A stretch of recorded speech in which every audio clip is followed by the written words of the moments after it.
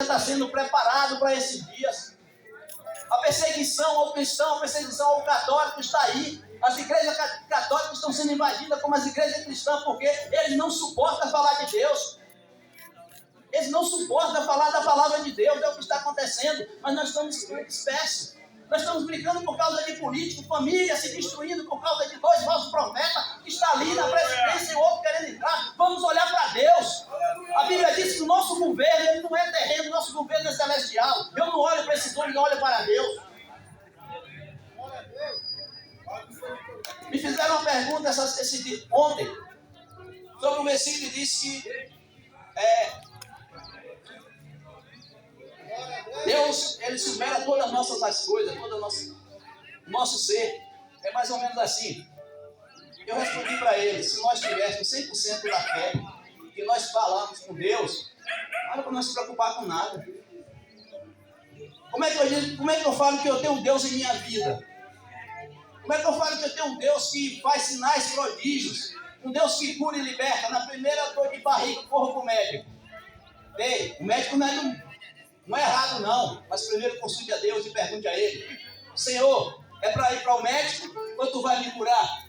E Deus vai te dar a resposta. Quando Jesus me aceitou, com 30, 40 dias depois, eu peguei e rasguei o plano de saúde do meu filho.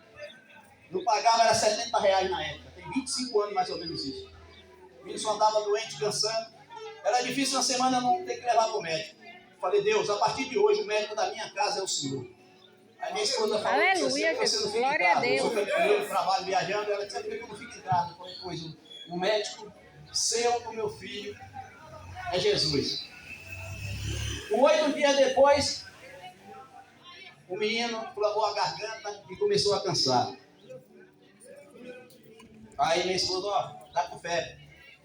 Vai pegar um remédio. Eu disse, pegar uma dipirona. Quando eu disse a escada, eu falei assim, Deus, eu falei que o médico da minha casa era o Senhor. Se é para levar para o médico, e o Senhor me deu um sinal. Se não for também, eu quero um sinal.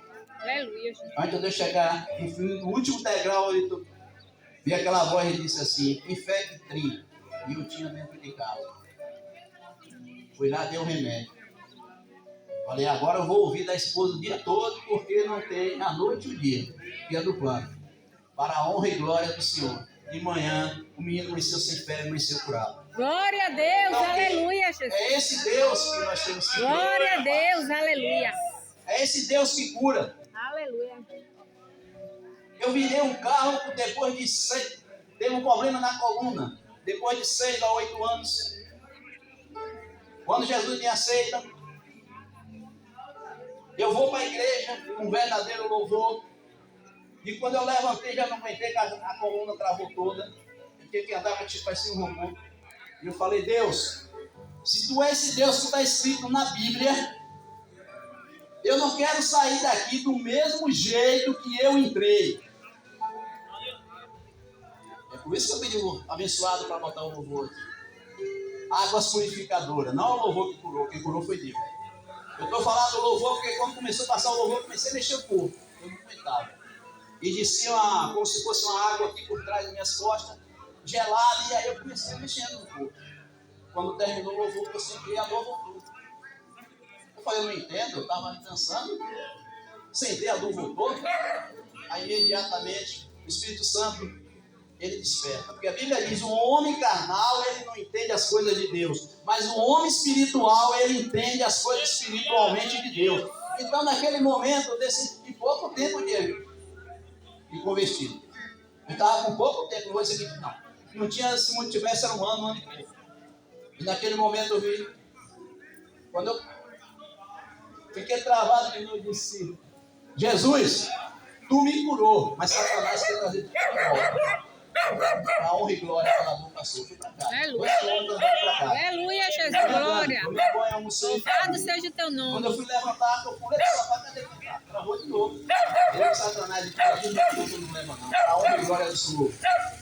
Não sinto mais nada de coluna. Aleluia. Deus é Deus que cura. Glória a Deus.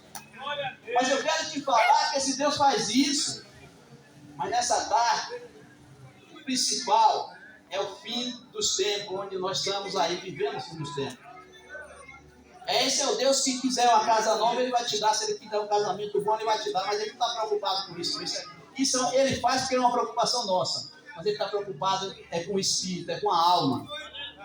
Porque quando ele fez o homem, Ele fez do pó da terra. Ó, foi lá, pegou um barro lá e fez o homem. Ele não está se preocupando com a matéria. A preocupação dele foi com o espírito.